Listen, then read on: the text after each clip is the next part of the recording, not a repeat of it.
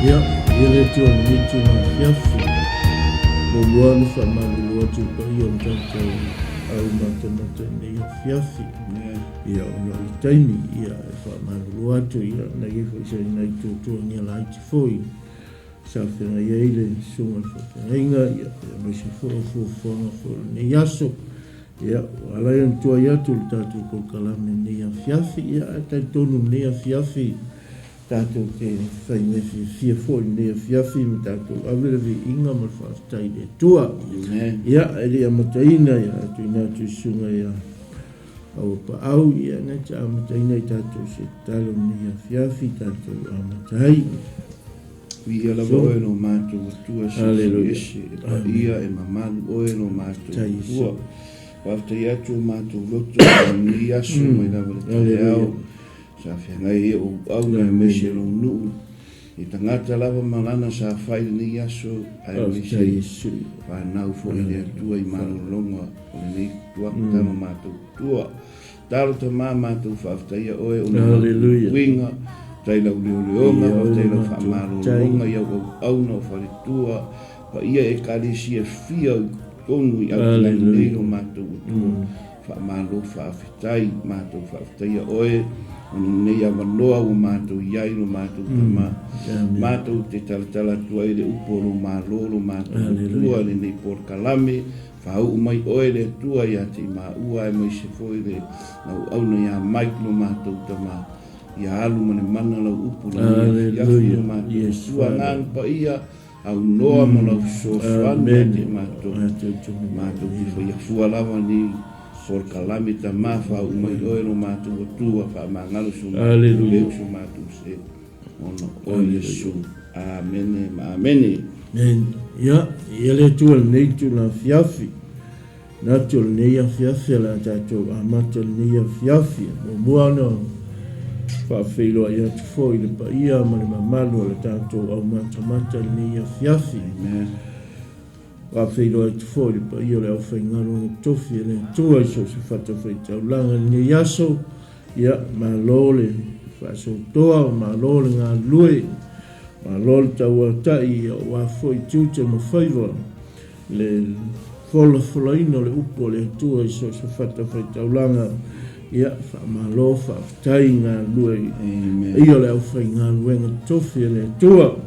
A whilo i atu fōi tu asina sino si o tātou atu nui to mali fōi whai launga whai tua matausi ia se i o launga ni manosi o tātou nui ia wha whilo i atu le sua whai Yesu Kiriso lo tātou wali i lo tātou whaola o whai lo tātou tonu manuia mai le reitu na fiafi natu nei a fiafi sa whengai whi au mga ruenga le yaso ia wha whilo i atu nei a fiafi ma lolo ngā lue ma lolo tawivi, ma lolo whatotoa ne yaso se au mga ruenga i o ne atu nu tātou te au mawai ia a le usul tangata ia i le mōfo se whaswhalawa ia wāta maiti ma le ainga ia ma lolo whatotoa i ngā ruenga ne yaso ia wei umanuia ngā ruenga ne yaso nisfo i o whengai pēr mga ruenga ia i le anga leo le atua ne yaso ia whawhero i atua i le sunga le pastor Mike le ia fiafi ma le TV ne ia fiafi. Ia ma lole whatotoa, ma lole ngā lue. I lawa na whaingita fōi ne yaso sa whenga i lau sunga mo niso fufuanga o ainga ia e ma lo whaftai ia o tātou te amata neitu na fiafi tu sai mo le whamoe pe o na iai le tātou ngā lue e ngā wenga le tua. Ia taitono nau ai lunga le tala tātou tusi o Yesu o le leo ma moe le lei. Amen. Mai o Yesu o le leo ma moe le lei. Tusi ngā ingalia Ioane lor matau ko sifulu. Ia se e wha umale matau po le vai ason te nei na tātou wha longolongo ai. Au na tuai niso au na ia o le wha pupulaina o le tawaso. Ia leo tātou o mai nei le nei afiafi.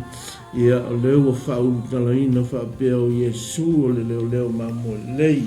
Nato le nei a por kalame ia le por kalame o le wha talaina po le wha lauteleina o le malo le tua i o tātou tangata ia mai se foi o tātou tala ina le tala le lei o le malo le tua ia o atu i tulu ingo le lalulangi le fio mai o Yesu malona malo ia e whaavai le nei lalulangi pe o na tātou iai a manutua lai tātou fa mai Yesu i o na so a o tau oi o tau whape atu wa lata mai le malo le tua Lia na matai o lo mata o po sfulu ia lo fai o sfulu ia lo fai po fitu na fa pena i fetalenga Yesu yo so auto wo yo to fa pe atu lanta mai le malo le tua ia tato umalama o lo tato avere tala le lei o malo le tua ma tato tala le fe au le malo le tua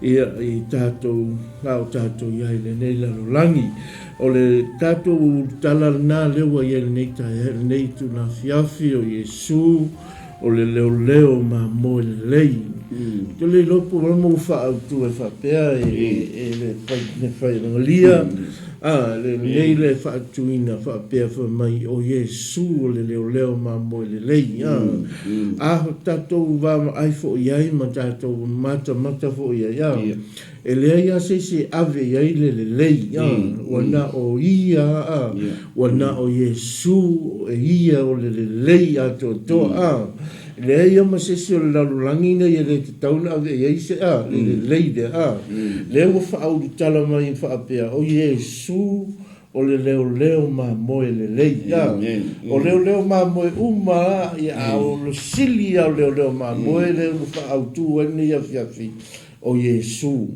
o le leo ma moe le lei lela amatai le tatou por kalame nei ia fiafi ia lo ma luatu ma sunga le fese au ia pasta au Ioane Meriko ia ma tatal noatu nei ia fiafi ia tu sai fo e mal tana le lei mal fe au le malo le tua ia o tatou ia le nei la langi ia mai le fai tauina mo mua fa mai o Yesu leo ma mo le lei na fa mai le fa amataina le fa tauina le rafio pa ia le tua mai e moni o te fai atu ia te o tou o leo i atu i le fai to ai te tonu le lotoa ma moe ai alua e le tasi mea o le ngaoi lea ma le fao mea praise God manino i o le fai tauino le fionga pa ia le tua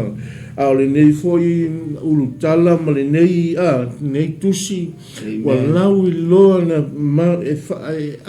mai e au le au fai da unga ia mai se fai au umalawa lanto te tala mai le nei se au ta ua ese le ma nei o le nei se au fai mai o Yesu o le leo ma mo le lei a tatou ma fau ia e lei a se sili atu le lei a ri pastor o Yesu au fa autuina ma fa autalaina o Yesu o ia o le leo ma mo le lei ave foi la iaile le fe au ma le tala le o ta tau mono mea ia wa te tau mono mea wa te tau mono mea awa le ai a se si le lei se si leo ma moi sili atu le leo ma moi leo Yesu le tatou te tapisa ai ma tatou tala ina lona le lei ma lona mātango fia ia e mai se foi o ngā luenga ma mana na whaia ia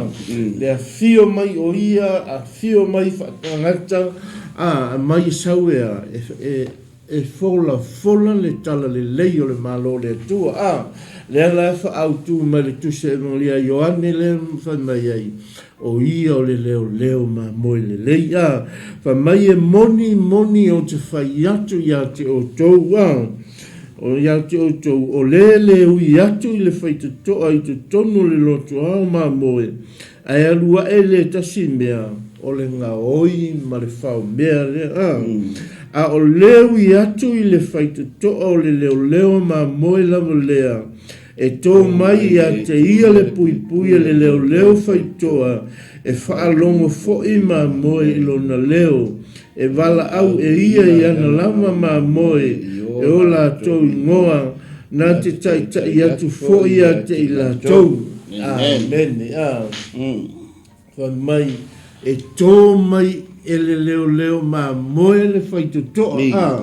Pe a e tu i sos tangata e alu e tu i le whaitu toa. E le mawhaina le te tā la mai e le matai. E le tangata e onga le whale le te alu e tu i. E alu la te alu pe te oso i le pa. Rea, e tele ame. E tele ame e ore mo moe malea. Ore moe koe moe male me mama.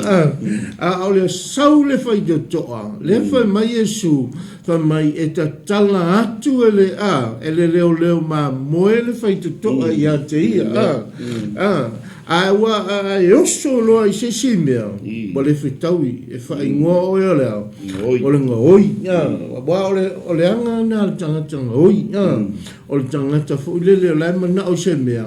Ai le mana o la alu le whaite toa. Ai oso. Ai oso vai lua le paa. Ia o ngā lai mawale me maa. Ia ale whao soa e kai whao le ainga. Ia e mawale ko inga le lua le wha. Ia o le maingi ala ngai. A le tā ua. O lo walu le whaitu toa.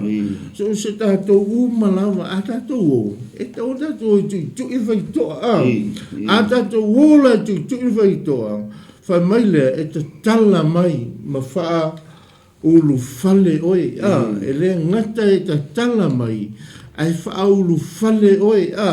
E te lau e te ai ai fo i la. Lau fufonga fia le tangata. Le ngata o tangata e ona le whale. O tangata fo i lea la e sau e te tala le whare. E lau funga fia mai a te oi. E whapena umale mana onga Yesu. Ia i tātou umalama. E le mana oa. Aua tātou te o e oso i sesi tu. Pe oso i sesi mea. E mana oa Yesu tātou te o i le whaitoa. Ia pastor te o uni lau te utanga. Tau no lau su. Ma ia o lea koe fia oa e ne koe pule kolu pa mai pa mai e whaalongo ia maamoe le leo maamoe pa mai e loa fo i la e le leo maamoe le leo fo i o anga maamoe pisa e kau mai i o ngaka e laku le whale o lai lo le leia lai lo le leia o ngaka lai oso aku i wa le whamai whai mua o le aka e oso e le oso le peiko kua i o nga oi man whao mea ai ma ia le whai punga e whaanga i ia mai pe tu ina atu e ia ana lava ma moe e mua atu i ai o la muli atu ai lea o maamoe i a te ia. Awa ua la tau lolo na leo. Vai lai. So se kei noa ua o le kusi leo le leo maamoe o le kusi o le whakusanga mai fuinga le i le au leo maamoe i o whaifi au. Amen. Ia whaile lako whaiwa fuinga le ia lako loa le lei kausi maamoe. Amen. Ia loa fuini ia wai leia ma se maamoe e lalo le leo e lalo se baba inga le leo maamoe e mai o le ale umi e kawanga i loa le lele a vidi aku le leo maamoe kawanga i loa le leo pe wela o sunga e vidi aku ngai fai okse pe vidi aku se mea o ke loa le leo le la sau le leo kui mama o le manga o mia se soang pe la o le winganga o le kala le fa mai la aku inga ia mamui o nga bua la ia o le mua ia kuse e mua fa ia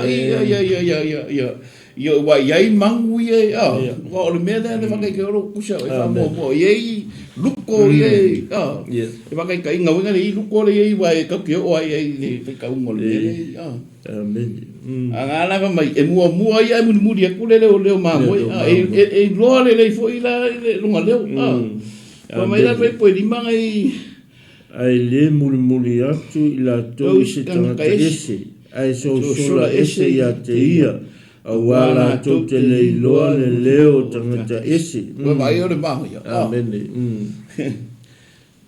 amen e le kai anga nga whaalongo e lo le leia e mamoe le leo lea e peia fui la e te kulo fui le fiafi fui male e peia o le kai whap amen ne alak na kai se o e lo le leo kai whau kai se le da amen kusa se whaki e lo le leia la ka ngaka le la ka mamoe le e lo ka ki lo fui o le sunga fai ngai ngalo lo vidi mai o sunga o fai ngai ngalo mga au mia so o se o i le fa mai ia e lo le le leo no mamoe mai lo foi mamoe le leo le kai wai o i la mai i wa pe o le fa o le leo mamoe le vai oi amo e le fa pe ku fa mamoe e mua e numa ai o mamoe ko ngai o le linga no mua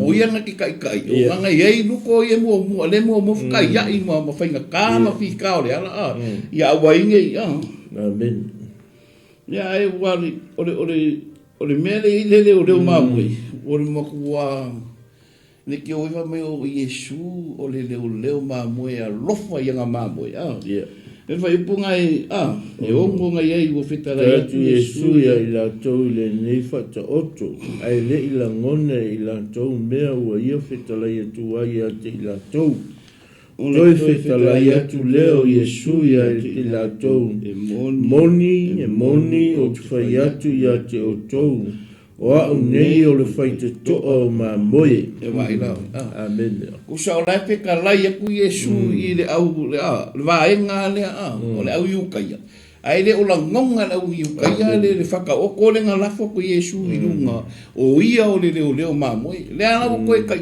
kingo kwa Yesu iei o au o le leo mamoe le le Alleluia o au o le leo mamoe le le e ko ke fiu Yesu ese ka kai pei o Yesu o Yesu na ku mai longa ola o nga mamoe amen ia amen o ko lo sunga le malo mani ano se taime o Yesu e tala no fa oto e mai Yesu ni fa oto fo i tala no e fa lang tele ai nga lana sau no nga vai fo i taime fo ia o ta a mata mai ma tai o ma reko lu yo ani e tala no fa oto mai Yesu i taime a pe o le monto tangata e fa pena fo la le o mai i le fia fa mai ona toe fetala yatu leo Yesu ya te ilatou e moni o te whai atu ya te otou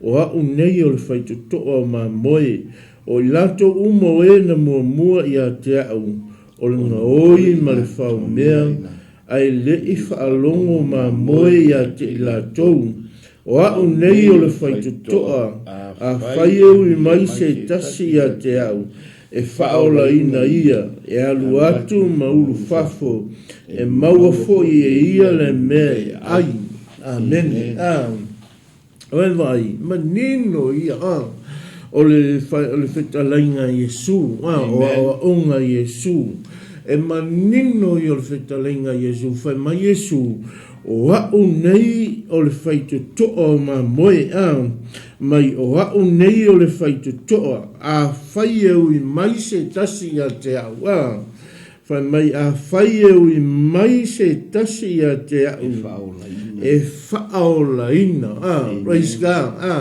a e ui a Yesu a e tala noa ma fau le whetalainga Yesu whai mai Yesu a whai e ui mai se tasi a te au e whaolaina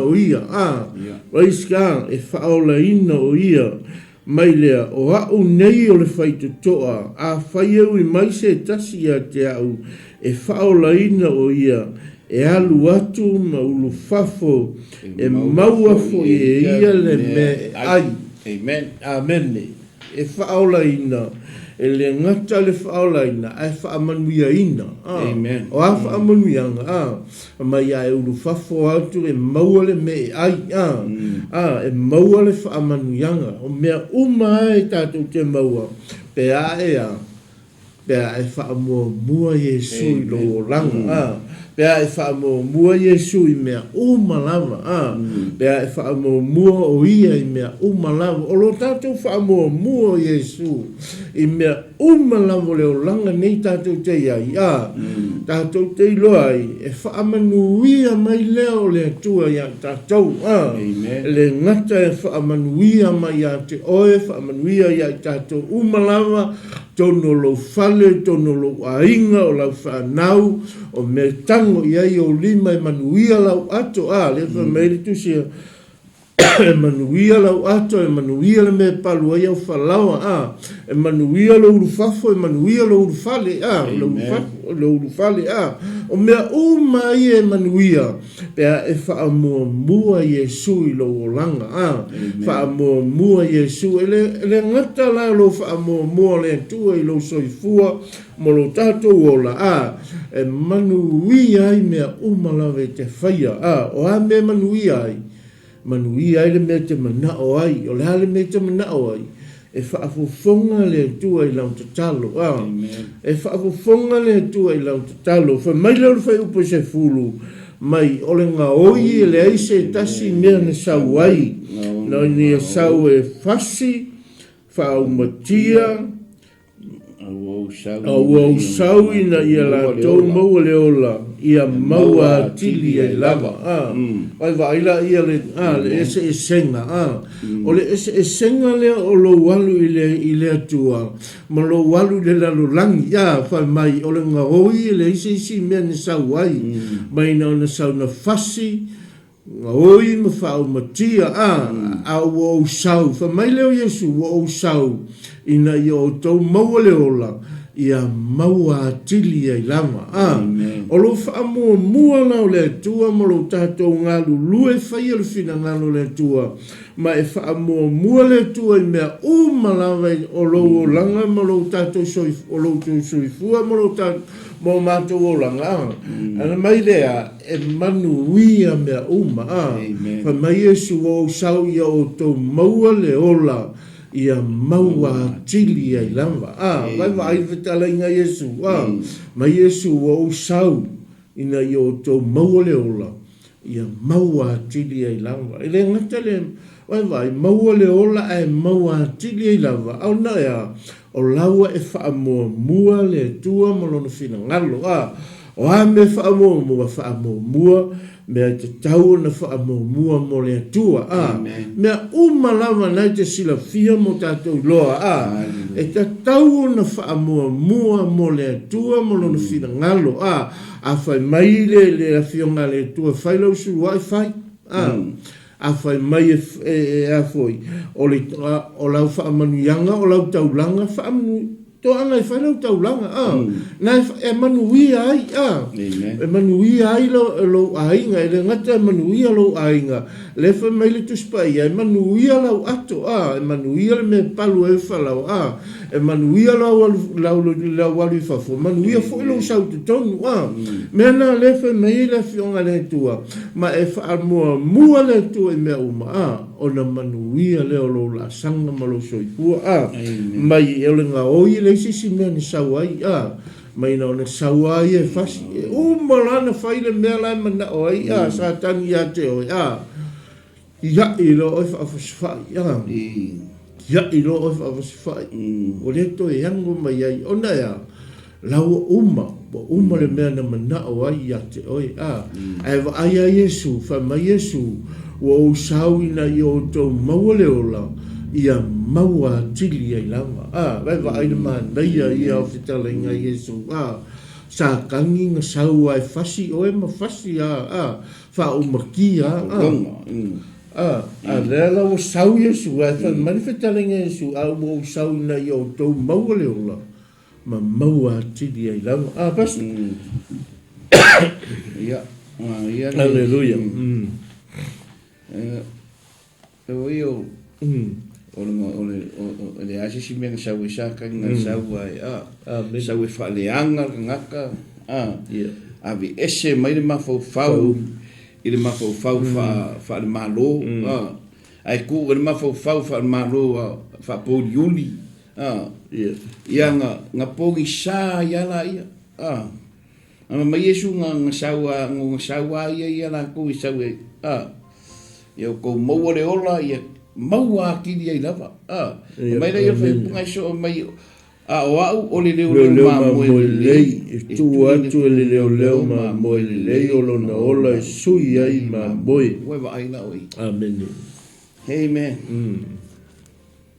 mai ele ngaka le ki ova mai le ukala o Yesu le leo ma mo le amen o i leo ke lo le kali le ukala ele ai se me mai o ia mai wa kuinga aku ia longa soifua amen e lave ia mai ai oe ma u mai le poliuri ai ka mai le malo le malama ka mai le malo o le file mu o le malo lo ia manguia hallelujah amen wa mai kuwa ele kuwa no ele kali e Yesu le langi wa o ia o le kupu hallelujah ai venga saua e o mai longa soifua nga sau e o mai o ngai e ola o ngai o ola amen ia ka maua le malo le atua hallelujah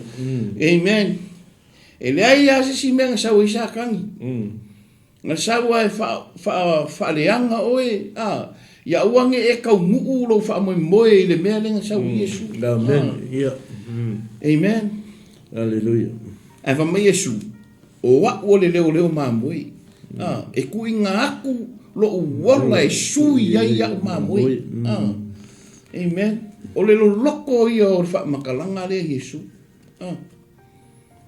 hallelujah le ai sa singa ko nga ofo so nga soifua pe Yesu nga sui ia ne ki o mai ia pese nga su veka nga pese nga o Yesu nga sui tulanga mo o Yesu nga sui kulanga mo amen hallelujah hallelujah amen ave kai Yesu hallelujah e lo lofa o e mai alu soifua wa e ofu leo mako pe hallelujah amen a fai vo e falu longo mai yes hallelujah nga o Yesu o mai Yesu o io pe ko e le ma fai nga e ulu le malo le tua pe e le kalia Yesu le o io pe ko o io pe ko o mamo e u mala e o mai pe ko ale e lo umala Yesu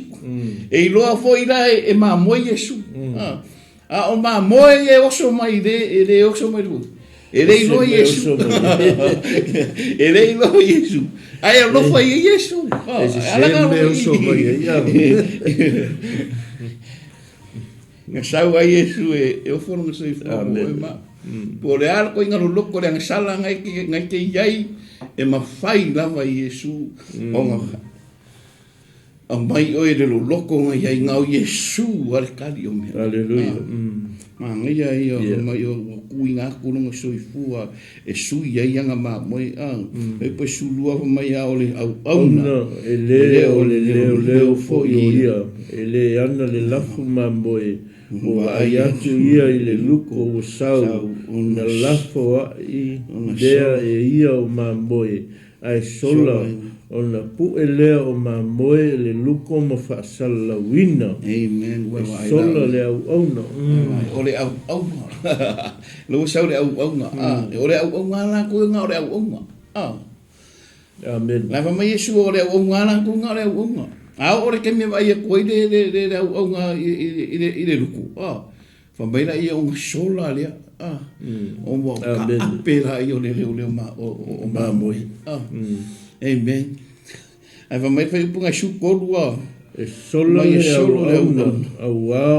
au na lava ia e le manatu fori o ia li mamoi a au le nei o le leo mamoi le lei ua o iloa au mamoi ua iloa fo ia ue au mamoi amen amen e vai le ai fa le kala goa me ai Yesu Pea fai wa e ko kongo le malo le atua wa e kalia inga Yesu ke visa vea ma li ma fa ola I rungo langa o ia o le fai ko le mamu a o mai la ia e loa e so se kenye ke wala au ko inua e loa le leia Yesu ro leo ai ke loa foi le musu mai le leo Yesu le leo le anga pa e ke lo le leia ai ka o wa ka fai se me va pai atali inga foi la e ko ka o atali la ko ka mo via nga le uma fa ke uma fa sa ka lo mai o inga mea ale mai ya ai mai le fa mai fa alongo le ya uma moi lo de o no le ya uma moi lo de ele va pensar Yesu ku mai o Yesu le fa alongo mai lo de le ke fa alongo ku I langa musunga mai ele pa o e saude mu langa musunga mai le e sano ai le ka mo fai ya e lofa le mai alu le leo ma moi ma kausi ma moi amen amen claro ya ma nei yo le o tato o I le fa mai au na fa mai au na le so se au na voi lo le au na le o la to ona tangata cristiano so se au na o mai tau le e fa se au ia tangata na e kalesia voi lo fo ianga ma o tangata le kalesia voi lo fo I le me te tau ona fai le tangata ma le tangata I tono le ngale tua le fetalainga Yesu le fai mai fa mai le au na e le o se leo mamoi mai a sau vai tu lo le luko wa halu lo male ato o iska ole fa mai le fa I pesutolu e sola le au na au le au na lava ia e le mana tua foi e ia mamoi o au nei o le leo mamoi le lei wa o loa au mamoi wa lo fo ia o e au mamoi e ona sila fia o le tama o lo le tama o te tuna atu fo I lo ola e suli ai mamoi wa ia te au fo isi mamoi e leo I le neilo toa e te tau ona o taita ina mai o la tau foi e whaalongo foi la tau lo leo ona tasi ai leo le lafu mamoi ma le leo mamoi amen hallelujah tatou umalawa a tatou whaalongo atu le leo ma le siufofonga Yesu o fetalai mai ai tatou praise God e te tauona tatou sita ia amen e tauona tatou whaalongo iai e te langona le leia le leo le au na e whaamahoni le leo le au na e lofa I le lafu mamoe e te ilo le leia le se ufofonga o le au na e lofa whaamahoni le lafu mamoe e te fia ngā lue ai e te fia au na i fo e te fia tautua i fo ona o la sa o le taita inga ma le au nanga I le tua malona fina ngalo pe ia o le tato iai fo I le nei o langa tato iai o tato uma tato te fina finau ia tato maua le singi ma le whaamoe mo le tensiano ia tato sauwhanga I le malo le tua malana tala le lei ia tato au na o tato au na le nei lalolangi a tato te mana o mia au na I whaamaoni ma tutu le lei na ngā luenga le tua ma whaia le fina ngalo le tua o le ngā luenga le tua I le whaata e alu ngale ngā lulua le ngā luenga le tua e le e ta whao na I saule e ta tua tu ma e whapea atu le hei te tauana o na e ngā lue malo maoni malo ato toa le ngā luenga le tua na e o le mea o le ngā luenga le tua le whai e aisea se halu ta whao e mo tau mana o mia le o ina le lei mana o mia fo le tau tua wha maoni manga lue le ngā luenga le tua ma au na I tua le au na le tua ia hao ngā lea, mo le luma na i o long soifua, ia mai se fo i o tātou wola o ona i le tua, o le tāua fo i leo le tātou tū maua i le tua malona whina ngalo, ma tātou sama vali e whaia le whina ngalo le tua, ia tātou a whaamaoni i le tua malona whina ngalo, pe ia na tātou whaafonga fo i tele o saunoanga, wha mai o pei o se mea ta atia fua i malai le sila whanga le tua i lo soifua mo tātou ola a o tātou iai le neila no langi sola o tātou umana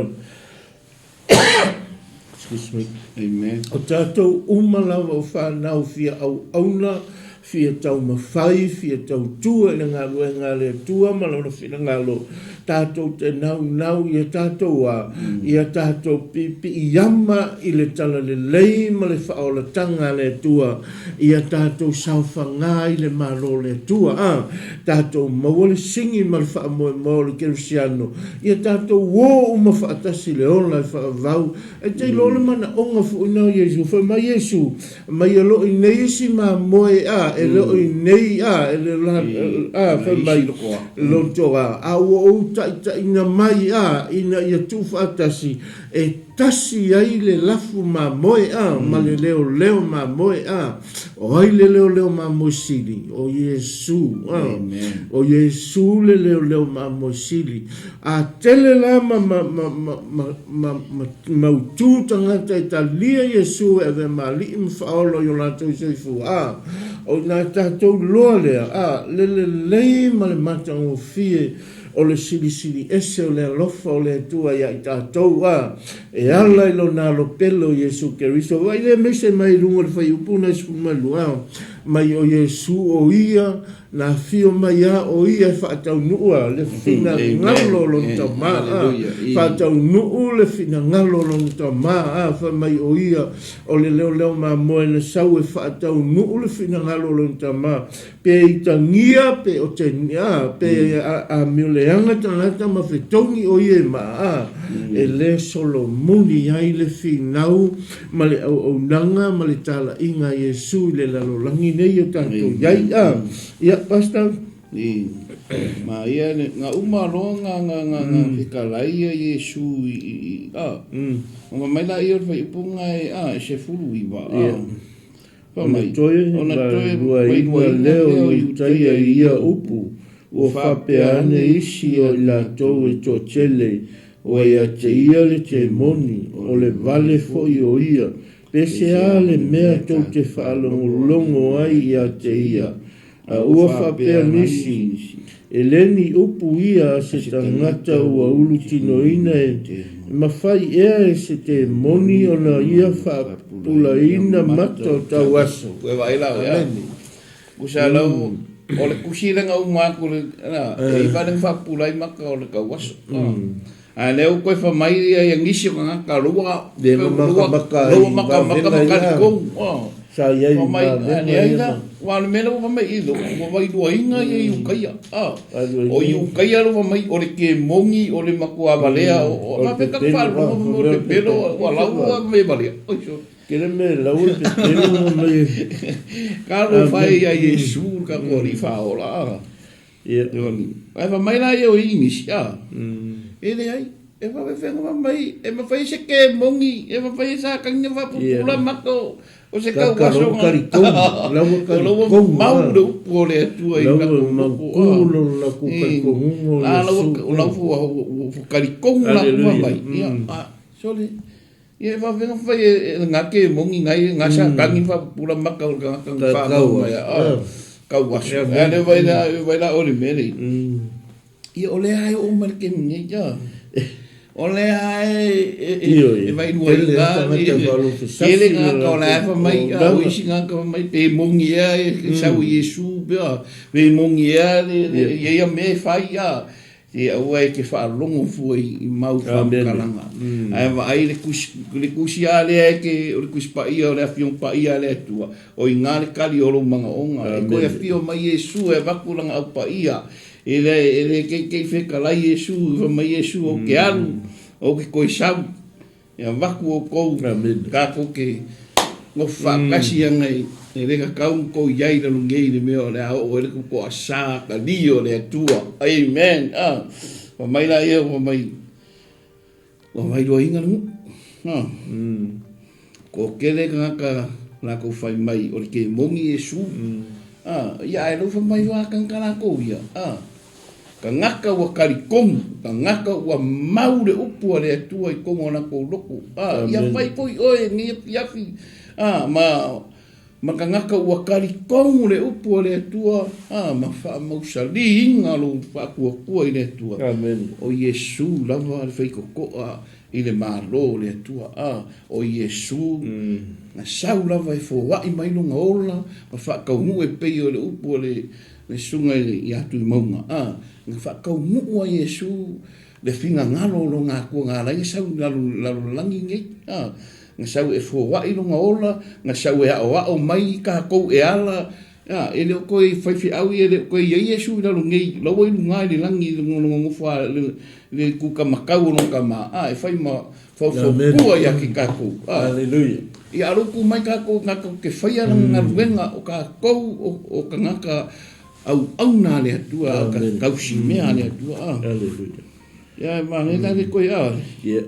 Nalo. Vai poi lua ngai. Vai fai poi lua.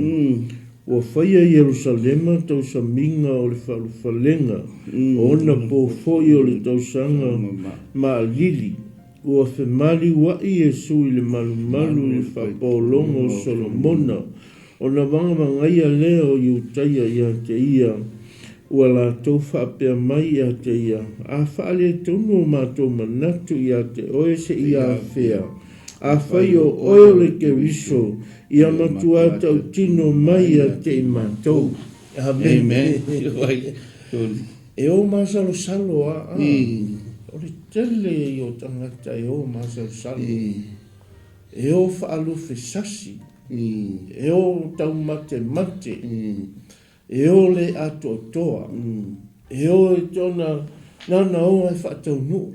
Nana o e o la i ele tino e lo i ele ma fau.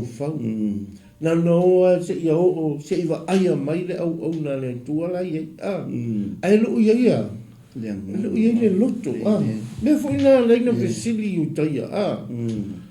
Me fo ina lana fesili utaia ma whaaloto loto lua la nato ma fau ia Yesu. Whai wai mai tau tino mai ia. Wiska tau tino mai ia. O whaale rua se sasi la matou. O lea, o na lai o fe mumu wai le o. So la o tātou umala. Tātou te ola fia tau ma whai mo le atua mo le fina ngaho. Tātou te fia ola tau ma whai. E whape nā fu I se la ngona I anta ita ia. Tā te fia ola fia au na mo le tua. Fia ngā lue fia tau tua le ngā lue ngā le tua. A le tuu atoa ia I olota se laupa sene, malota ato toa, malota ola tali tonu I le tua. Tā te le to e alu masalo salo ai. La me te alu masalo salo ai le tua. La me te alu masalo salo ai. E se ola e whaavau. Na e nau whaalonga o talinga le tangata whape. Nā lang tala no. Whai nei mea. O whi e tātou te oi. Vai. E lo I se loto tali tonu. Ka mai. Tātou te tautua le ngā luenga le tua. Mahalu tātou tupe. O ye se mea ta o moni ia. E na ilo na whaalonga lo talinga I se ta mama tua vape. O te leta ua tua lana suafa e sa o whaalonga ia. No whetu lea. E iai le ola e whaavau. E iai le manuia e whaavau. Amen. Le manuia le whaavau. E te leto e ai e se whaanoa noa. E te leto e ai e se loi mata malini. Amen. E te leto ai e se mui. Se whaitala. O mea umaia. E te leto ai ai. Nā le ala langa ma pepese ma fia. ma ave le vi inga o le tua. Le whai mali tala tuspa ia a. Mai e ifo mea uma ma punu nou mea uma ma ifo atu ia te ia. Ma a vatu le vi inga ia te ia. Lala me tau te o masal salo ai. O Yesu o i o le ola a. O Yesu o i o le ola o tatou umala tatou o tatu tonu ia i le tua. Leo tatu tusa nei aso tatou iai. A tatou wama ai vai tau nei. Te leo me te tupu. Te leo me te tupu. I leo langa nei ma le tatou wama ai atu. Ai aua nei tu ua i ai lo tatou wola whakatu tua i le tua. Aua nei tu ua i ai o tatou wola au ona i le tua. Tu ula tatou wa ai le tua malona fina ngalo. Ona manuia leo le tatou savalinga ma le tatou folaunga le lalo langi nei. Wa ai a e wha mua le tua i mea umalawa. Wa ai le e te la ngona le file mua le tua. Po o ame ve vesi mai, po o ame te tupu mai. Po o hafo i wha mai fe pesi a ile nei lalo langi. E te la ngona le file mua le tua. E te le tau fesili. E te le tau ola fesili masalo salo. E te le masalo salo lo loto. E te tali tonu ma lo loto ato toa. O loo soifua le tua o ia o lo tātou tamā. O ia o lo tātou tupu. O ia o lo tātou alii. Tātou te ala langa ma pepese ma vii a te ia. I mea umalawa e fōa ai o e soifua e fōa o e ala malai fōa e fōsitai au o puni lau malama o e ai o pongi safa asolo atoa o e ai o malama lama fa asolo atoa a e ai fo i mea umalawa e whai e le tua mo i tātou malo soifua mo mātou ola e ese le mata o fie ma ofa ai no loto a tatou wala i folitai au o kase te lesi ma gai o le ea. A e whaalongo foi la le vave au le sangi fie o manufele lei o funga o la au la e ave la latou whaafetai ma la latou vi inga i le tua au. Ona ua, o tātou au dia le aso. Tātou te whaafetai ai le tu. O le tātou wola whaafetai. O le tātou le singi le mar whaamoe moe o le Kirisiano. Ia e loto ola whaafetai le tua. Ola whaafetai. Aua te ola masal salo. Aua tātou te ola masal salo. Pei o iu taia. Ia iu taia. Tu fesili a Yesu. Tu fesili a Yesu. O ame te tupu, o ame vai le to le fesili fa mai, o le fai upa lusu mai ua tali atu Yesu ia te ila tau, ua uma na outa u atu ia te o tau, a ua o tau le tali tonu mai lava, o ngā luenga o te fai e le suafa o lau tama, e moli mau mai ia te au, a ua o tau le tali tonu mai lava o tau, a ua e leni au ma moe o tou, pei ona au whai atu ai a te o tou, o au ma moe whaalongo mai la tou i lo leo, ua o i loa fo i la tou, ua la tou muli mai fo i a te au. Amen. Amen. Tali tonu i le tua. E tali tonu le tua, fa mai leo Yesu, e loa fo i hao ma moe lo leo. E muli mai fo i la tau i a te au. Praise God. Ai uta ia, fa mai Yesu. O au ma moe, e whaalongo mai i la tau i lo leo. Ua ou i loa fo i la tau. Ua la tau muli mai fo i a te au. Pai upa lusu ma leono. A ua o tau le tali tonu mai langa o tau. A wae le ni au ma moe o tau. O le mamau kakari o se tangata e le tali tonu. Rongi ma moe Yesu. Wai ma Yesu. E lingi au ma moe o tau. A e le tali tonu. Amen. A e le tali tonu ia Yesu ma le whaoltanga. Yes. Ma Yesu. E lingi au ma moe o tau. o le tātou tali tonu, wha mai Yesu, e loa I lātou ma muli muli mai a tau.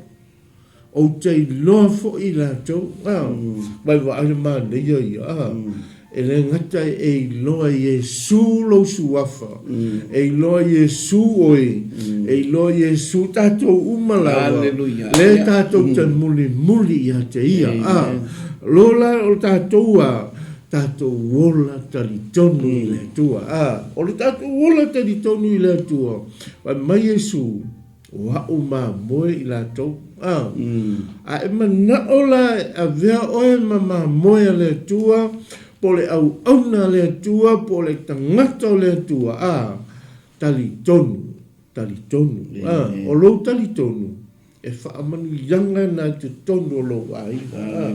E le ngata o le whaamanu yanga I tonu o lo aina. Au se whaamanu yanga fo I to tonu le mea na te ngalua le ngaruenga le tua, Fai oe ma whaamanu yanga I te tonu le ekalesia. Fai oe ma whaamanu yanga I te ngata ngā ngai atu te tonu le ngaruenga le tua. O ai ale tangata fau e latu I te tonu E lo le leia le tangata fau. Pea e halu te whaafeilo wae ma opo le tangata fau. Na le hata na le tangata tali tonu e le nofo e tu I lunga halu Vama aipo o isi tangata fau e latu. Na halu le whaata lofa I ma tau I lo suafa ma whaama sani I o hata na le ngā luenga le tua ma le tala le leia le tua. Ina ia tātou tutu, ina ia tupu ma ola le tala le leia le tua. Ina ia whaola ina uma le lalo langi atoa. Sola o tātou lama leo I te tono le whaola tanga ma tātou talia Yesu e ve mali ma whaola. Whaasusulu le mana malama I whafo. Awali nā I te tonu le mana malama. Ai whaasusulu I whafo. Pei o ne tātou whaalongo ai. O le tātou oi whafo. Tātou te tā lai atu le tala le leia le malo le tua.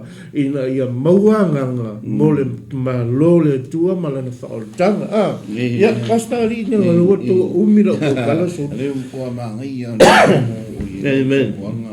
Hallelujah. Ma ia kele le whakaua inga nea le moni ia ma Yesu na uma whailo pe Yesu e le karikongu mai na ma leo wha Yesu a whaila ke le karikongu ke leo ngia o ma moe na ngana ka mai a whai o oe skanga le karikongu I a fionga le atua ma wheka lainga le atua e ala mai nanga upu ngana o le se ma moe na o le Yesu ngana o le ma moe o ale rile ale ri o supale o supale e le ka ua o se le se ma moe Yesu po se ka li o Yesu ana ma Yesu la ko umang ka lia o ia pa ko e lung suafa e vela ko ma fanau ale tua e ka ua o le ka li ma na fa finge o le tua e vai uma nga fai loa ko Yesu ai sau I fai upunga I kasia pa mai au mai o koe feo sofi la I o kama ko fe kongi Yesu ma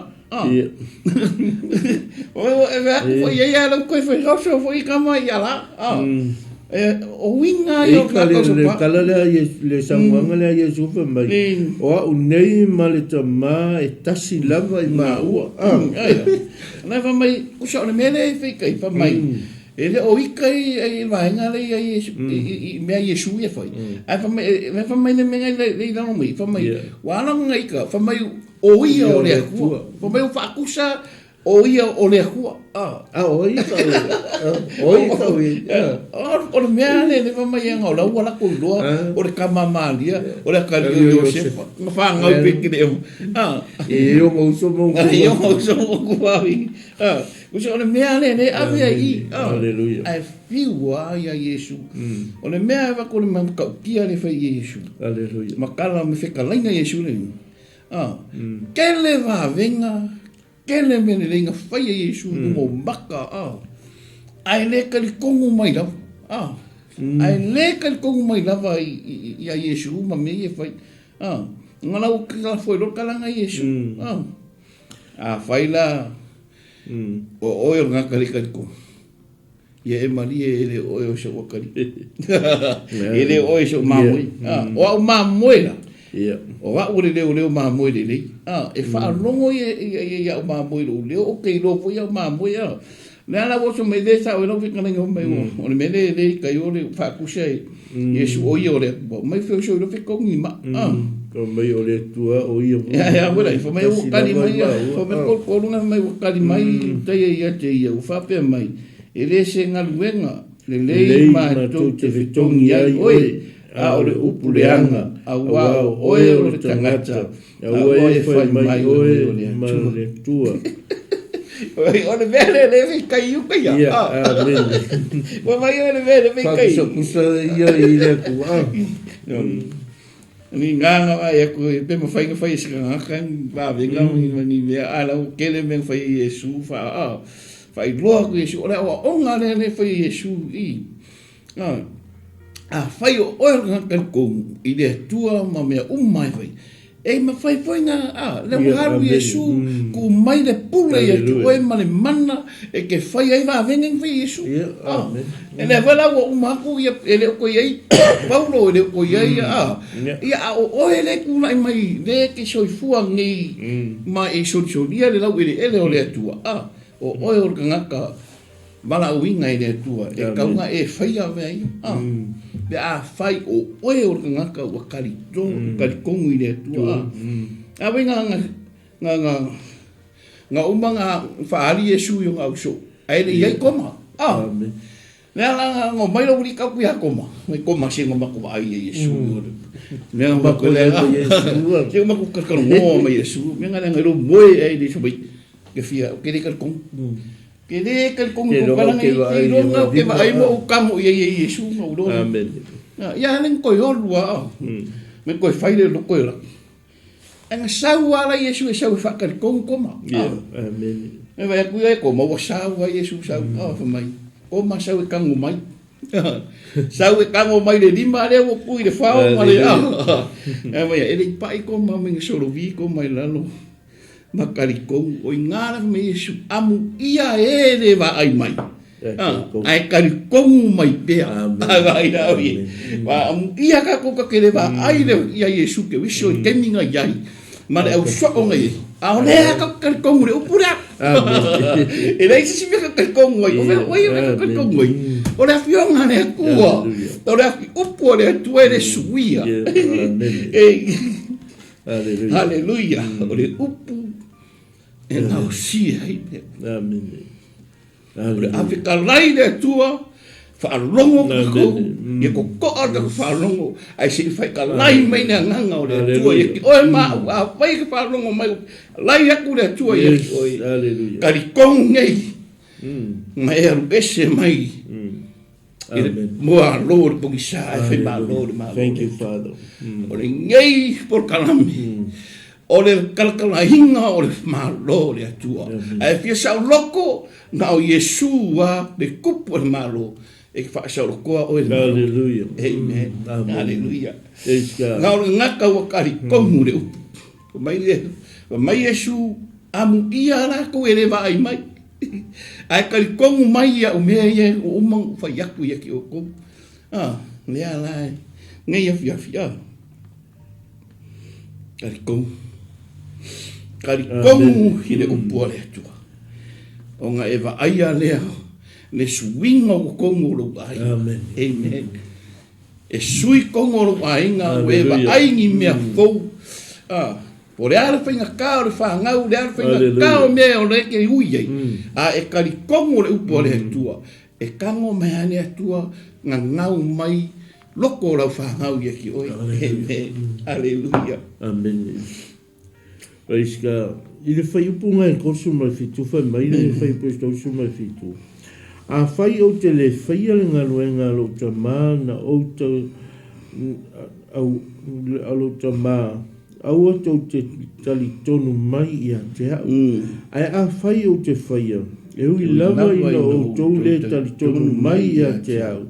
Ia o tau tali tonu i ngā luenga ina ia i loe o tau. Ma ia tali tonu o i te tonu ia te hau le ta mā. O a u foi o te tonu ia te ia. ona toe fia pu e leo i la tau ia te ia. Amen. A ua maliu ese o ia i o la tau lima. Hallelujah. Meni. E ma ile mala malama ia. O le kalainga Yesu. Fa ma Yesu. A faitu te le faia le ngā luenga lo tama. A faitu te le faia le ngā luenga lo tama. A ua tau te talitonu mai a te au. Aia. Talitonu i le ngā luenga. Fa mai e Yesu. Talitonu mai a te au. Ai a fai o te faia. E ui lava ina o tau le talitonu mai a te au. Ia o tau talitonu i ngā luenga. Ina ia i loe o tau. Ma ia talitonu. O i te tonu i a te au le tama. O hau foi o te tonu i a te ia. Talitonu i ngā luenga. Fa mai Yesu. A fai tau te le talitonu mai a te au. I o tau talitonu i ngā luenga i o te faia. O hanga luenga i e faia Yesu. O hanga luenga i e faia Yesu. Ale pai malifai poi wana. Whaapupula Yesu le tau aso. Whaapupula Yesu le tau aso. O mea umanga luenga ma wawenga i e faia Yesu. Wawenga i e faia Yesu. O wawenga e matua i matau tia, e le ngata le matau tia, e ufo ai o tātou loto, ma tātou whapei fo, o ia o le halo le tua, o ia o le tupu, o ia o le tua o le halo le tua e whawau, o ngā luenga i e whaia Yesu, whamailo Yesu, a whaito te le te tonu mai e tau, tari tonu la i ngā luenga ia, whaatutu te mun e whaapupula tau aso sa wali pipili whaide whina ngalo le tua whawhanga le fia awhi o tangata lima awhi o tangata ai ese ai tina ma whanau ma whanau ma venga lima i ana whai lima whalaua papa whalaua mai ai lua whai ei wa venga ai ese le matau tia wawenga. Wawenga ia na whama Yesu. Awa la tu tonu mai tau. A tari tonu i wawenga. Tau loa i lea. O le tua na awina mai au. O le tua na awina mai au. E whaai loa le whina ngalo lo ta mai le lalo langi nei. Sola o le tato iai le lalo langi nei. Le fio mai o le alo le tua i lalo langi. Liu tino tangata le alo le tua i lalo langi nei. Ma whaatau nuu le whina ngalo lo ta ma. Na tau nuu ai se tau nuunga ma tau tia. Se tau nuunga tātou te lefia wa ai a se tau nuunga na whaatau nuua le whina ngalo lo ta ma. Le ale whaatau nuino le whina ngalo lo ta ma. Na whai ale whina ngalo lo ta ma. Sola o tātou umalanga. A tātou mawhau whau ma tātou toi tō ma natu le lua awhi tau sanga.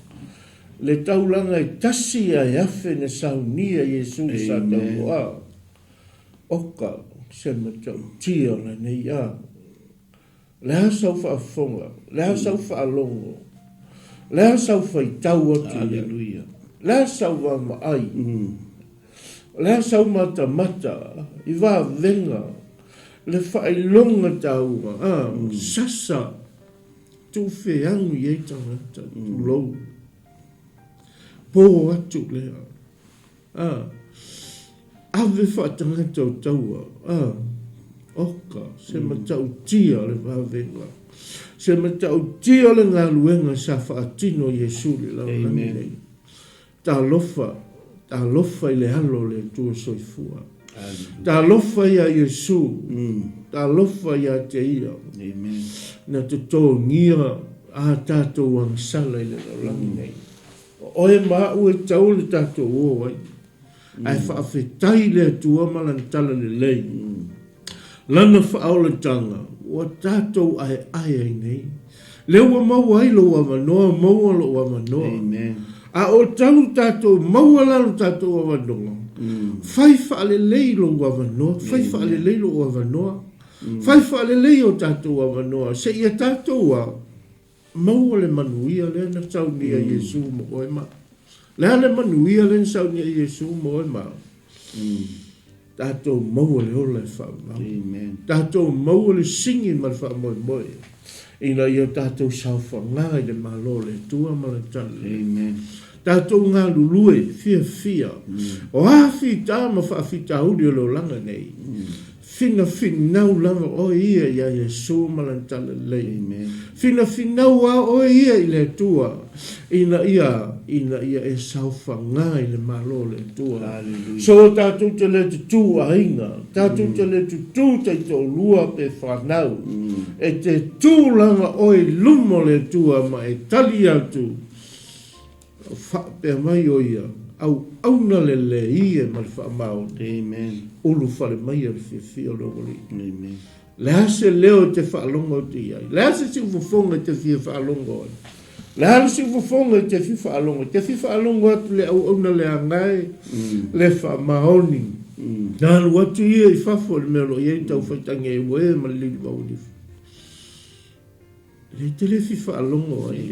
Tātou te le whia whaalongo ai. Tātou te le whia iai. Tātou te whia iai le si ufofonga lo whapea mai a te oe maa o mai tātou uma.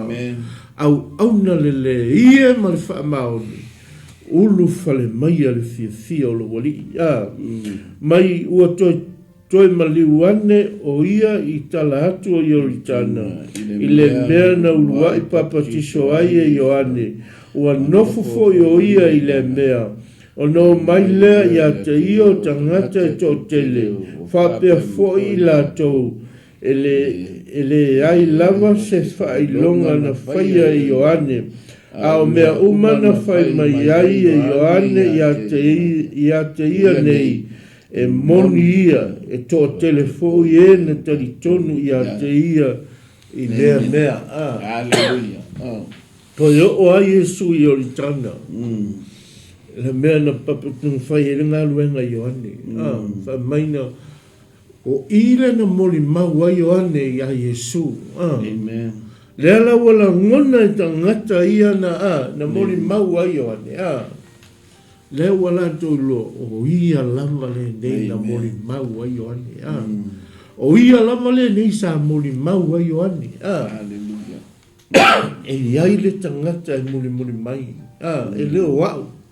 Ai ai le muli mai. Mai e lea o ngā au. O no te tala le no se vai. A o ia le muli mai. O ia le whaamanuia ia tātou umana. O Iohane ia na le te wala. Na le ngalo e tā lai le whina ngalo le tua. Papatiso. Fa loa le fina ngalo le tua ina ia salamo le ngalo ngana yon fa mai yon salamo wala mai le malo le tua ele foi mai yon salamo wala le mai Yesu mai yon salamo wala mai le malo le tua o le malo le tua Yesu le wa fio mai Whātau ngū le whina ngalo lo tama na sau e mai le malo le tua. I le lalo langi nei wa tātou iai mai sala mō wa lata mai le malo le tua. Tātou sala mō tātou ngau tātou whina e whai le whina ngalo le tua. Tātou sala mō wa lata mai le malo le tua. O hawha i longa ma me tupu le nei rau langa. Whaea e o tātou uru ma tātou wawa ai atu ia Yesu. O ia na te amaia le while e mui o tātou loto. O ia na te amaia whaamanuianga i o tātou loto. O ia na te amaia whaamanuianga i tono lo a inga. Alleluia. Ia te oe malo mana onga. Le hafu i raso mana onga. Yes. Oe mata mai nei a fiafu. E leia se siwana o Yesua o le tali o tātou mana onga. Ma Yesu o au nei le ala o kumoni ma le ola. E le alua tu langa se tasi tamape a le ui mai a tea. O Yesu o le ia o le ala. O ia o tātou mana onga. O ia na te whaafeiloa ia o tātou mana onga. Tātou umalawa. Ne haso mana onga nei ei. Tātou wō I le tua. Hallelujah. O ia o le tali o mea oma. Aua tātou te hō le nei lalo langi. Aua tātou te hō le lalo langi nei. Tātou wō I le tua. O ia na te amai ai le tali o mana o. Pai tu singa o tala lai te tili ala. Ona pōna o titilo tuai. O paus mai lunga e se tina o te iloa le tina lea. Paus mai lunga se mana o ngai tongu mana o mia se sosuani na mai. O fatula ia tongo ta ia le paus. Fatu. O ifo malo tō lua e ifo sei po vai mala malama. Tu fa atasi le olo lima ma tu ia lo lima te talo fa atasi le ia. Na elu le milia to ile tino le mai ne le mai. E o mai la le aso fia fine ile tali mai.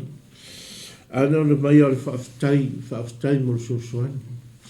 Ale tau o le tau si mai mo ile tu. O ile fo mai o fo mai.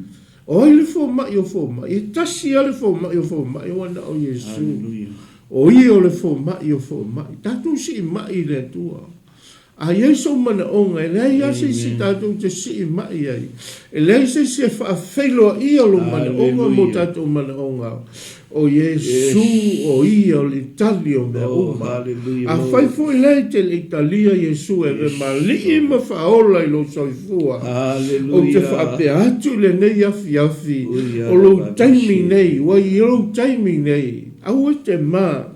A whai o e mata mai le nei afi. Au e te mā. O lo taimi nei, e te talia Yesu e le mali e ma whaola. E a vea ma soifu o lo langa. Va ma Yesu o au nei o le leo ma moe lei. E loa e au ma moe lo leo. E lo fo e ma moe lo leo. Ma mai o au le ma moe leo ma moe le lei. E loa malawa e ma moe ana o Yesu. O I o le leo ma moe. Pe ha e whaatua tua I le tua. Ia o le wanoa nei, tato mta upule nei a fiafi. Alleluia. O le yaiso o talia Yesu e mani ma whaole no saifua. Ia talo le sunga ia pasta awa pa au. Ia talia le whaoltanga le tua nei a fiafi. E leo ma ua. O Yesu na te whaafeilo ia lo mana onga. Pea he talia Yesu e ve mali I ma whaola I lo soifua mo tatu ola. Mo lo whaalo lava I lo sunga le whaife au. Amen. Ma Yesu o au o le whaikoa. E le o au o Yesu. Alleluia. E le mwhainsau atu te ngata I le malo le tua. Pea e le kalia Yesu e ve mali I mo whaola. Alleluia. Ai lau e fie kalo ni kalo. Fai mono karikongo e pei o le upo ne fiafi. Karikongo I lo loto. Paua leo le suafa e whaasau. O e mai ni mea ngai ke ngofo ai. Alleluia. Pai tai me upo le taro tamā. Tamā. Whaaftai lava o whalongo I la upo. Tai lava o whalongo I la upo. Wana oe lawa Yesu le hala I le malo. Oe lawa Yesu le hala. O whape atu ni afi afi. Te atu ni afi afi. Tala atu lo loto I Tala atu lo loto I atu. Fio mai o Yesu. Fio mai o Yesu. No fotupu I tupu. I e wapenana e whaasau loto hau le meolo I iai tama. O hau o tangata ngasala. I e whamangalo mai e tia Yesu. Ia whai oe mau whaoro ia. Ia e ola I tonu ia tia ia so umola waolo ola. Ia ta maa whawhetai lo utalia o Yesu. Utalia o Yesu. Vea mali ima whaola I ni ora. Ono o Yesu. Amen. Amen. Ta maa. Thank you, Father. Iato umalawa sa. Hallelujah. Talo ua maa ua whape atu ia oe. O I maa ua lawa na ni au na. Hallelujah. Ai matu te wala au atu ia te oe a nganga pa ia fio ifua fio ane pa mausali ina. Thank you, Father. Nana tau ti nonga ia te oe ni a fi afi. Pui ma e lawe a ia te ia. Ia e tausi ia te ia I mea umalama o ia tama. Ona o Yesu mātou one mawalau. Hallelujah. Amen. Paftaitele no mātou. Hallelujah. Iu manuia le nei por kalame. Thank you, Le afu Father. I se upu sa tau tawina nei a fiafi ta mā. Whawhitai. Ia e lau tele loto ma fina malo la whanau. Talo foi le tua o aiso no mana onga nei a fiafi o aise isi o maua I mai o le tino. Iatu la whamano longa. Aise mana onga tono le ainga. Se mea le tua e wana. O lama te whawhilo a ia mana onga la whanau lo mātou ta mā. Pa maraloso ma se sele ni a fiafi la fu se upu o le tala ni a fiafi. Pa mangalo I ma ua la talo ni a fiafi. Pa manuia le ni a la leo. Ia lau au nei a mai ma le whaitua ma le no whaalo. Ia fo I le tua I tono le nei whale, a mai se le tua le mamai nei. Ia lau au na ma le whaitua ma le paia le nei e karesia. Mātou wala au ia te oe le tua mea umalama e whaia. Ia fo I ai le vi inga ia te oe. Talo le tua nei a fiafi, alo whangia. Ma lo longa lau whanau le nei polo mātou ta mā. Tai atu lo lantou soifua ma ulua se asu foua tai au le manuia. Ai fo ia le vi inga ia te oe lo mātou. Tai ia le mātou wala au le nei a fiafi. Wala atu ia Yesu lo mātou wali ma lo mātou wala I malo. Amen. Amen. Ia. Nia tele le tua le nei a fiafi. Tātou mautanga. E o matamata mai. Ia le tua e lau mai moanga nei a fiafi. Whai ma whaamanuianga nei po kalame. I le suafo Yesu. Amen. Amen. Amen. Anori so Yesu.